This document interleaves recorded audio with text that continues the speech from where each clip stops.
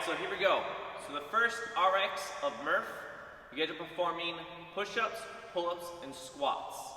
When you guys are performing the pull-ups, remember, you will always start in a dead hang, chin clearly over the bar, and back down.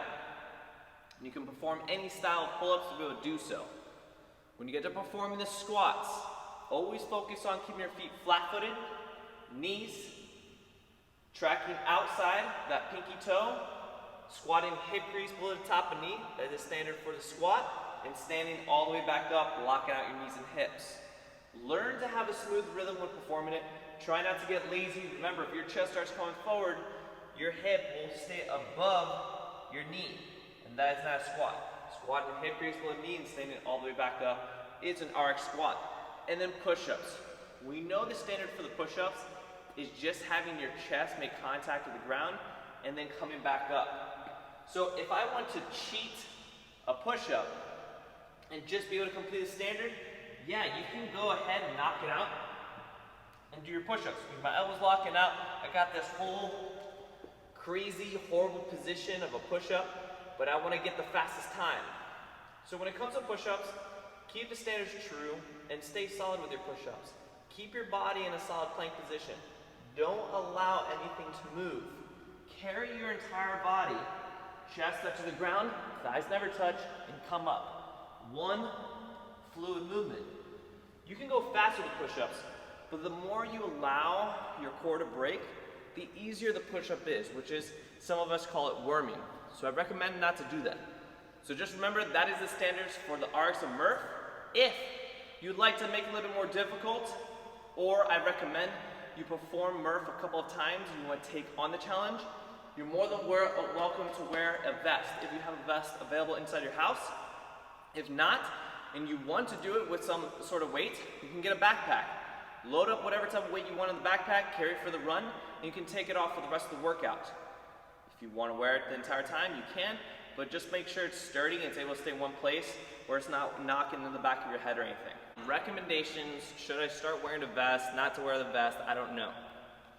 If you're a good runner and you can endure through this workout and wear a vest, do it. It's a good challenge.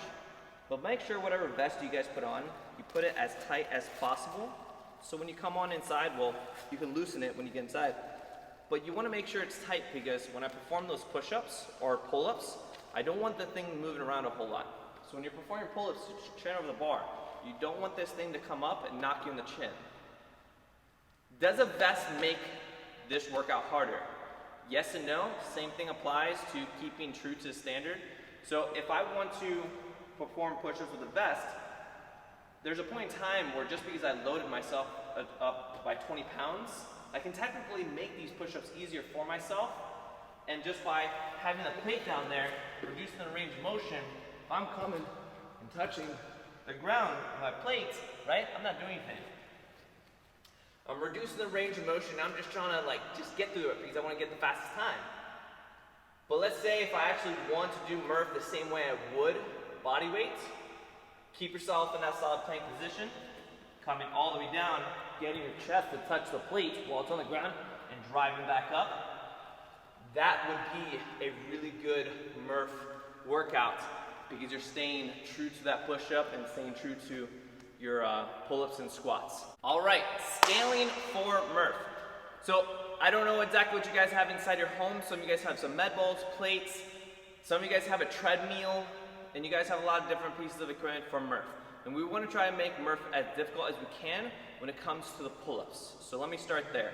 So you guys can perform plate curls for your pull-ups, but make those as difficult as you can. Try to keep those elbows out in front when you curl it all the way underneath your chin and then back down. Make sure you fully extend that elbow every single time. Let's say I don't have a plate, but I have a med ball. You can do the same thing, but for 1 rep of a pull-up, you'll do 3 reps of med ball curls.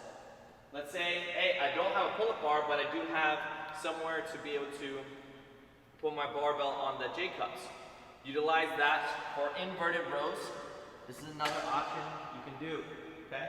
Try to keep your knees almost locked out, getting that chest to touch every single time, locking out those elbows at the bottom. don't have that, you guys can perform barbell curls. Try to keep those elbows out in front again. The same thing, fully extend those elbows every single time when you come down.